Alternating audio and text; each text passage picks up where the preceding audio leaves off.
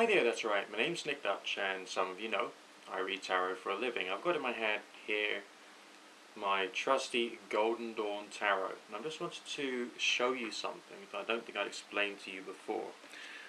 Firstly, we're just going to have a quick look at the back of the cards. As you can see, there's a cross there, okay? And you've got 4 different symbols in a circle, and these are the symbols of the elements. Earth is down there, air is up there, because air is up, earth is down, they're different, air is gas, earth is solid. So they're regarded as different elements, and they're on opposite sides of the center of the crucifix. Either side here you've got water, you've got fire. Water is cold and wet, fire is dry and hot. And again, they're on opposite sides of the crucifix. So this is explaining to you essentially religious ideas, if you think about it. The elements are religious. Obviously we know a fair quantity about chemistry these days. We know that the actual structure of the periodic table is much more complex than just 4 different elements. So these are religious ideas. These are entities or concepts or energies which are being expressed to you in this particular very theological manner. Now let's have a look at some other aspects of the Golden Dawn Tarot. For instance, the court cards. Let's go through them one by one, because I think you're going to be able to spot something here which not everyone will be able to. Got the Prince of Wands, King of Cups, Prince of Cups. Do you notice anything yet? King of Swords, Prince of Pentacles. What do you actually know about? What do you notice about these things? Okay. Obviously they're quite nice pictures, or some would argue rather badly drawn, but still quite nice pictures. But just what do you notice about them as I'm going through them? What are the salient features of each card? That's just 7 of them, roughly speaking. But then we go on to a few of the other court cards. There's that one, and there's that one. You're starting to see a pattern now. Alright?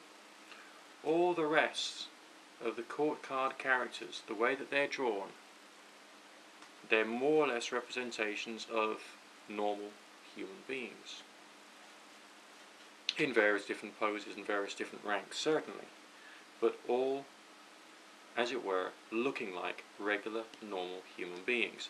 But these ones don't, and there's one simple reason why. They've all got wings on their back. Alright, so why would there be 7 characters in the minor arcana, court cards, that happen to have wings on their back? Well, I thought about this long and hard, and I came to the conclusion that these were representations of angels, hence the wings. But which angels were they?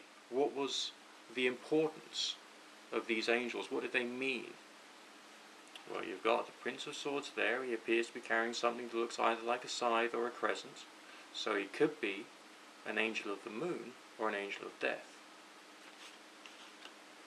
But if we have a look at another one, say the Prince of Cups. It looks quite placid, quite watery, nice sort of air symbols with a bird underneath.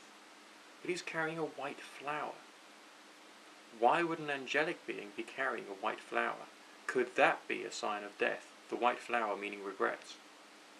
Maybe this represents the angel of death himself, Casael. And this one here represents the archangel of the moon, being Gabriel.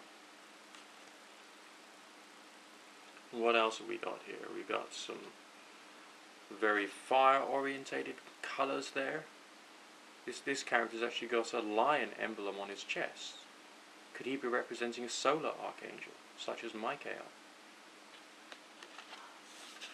Taking into account that on the backs of the cards, they've got the 4 elements, earth, air, fire and water, not in that order, but in positions which juxtapose their properties.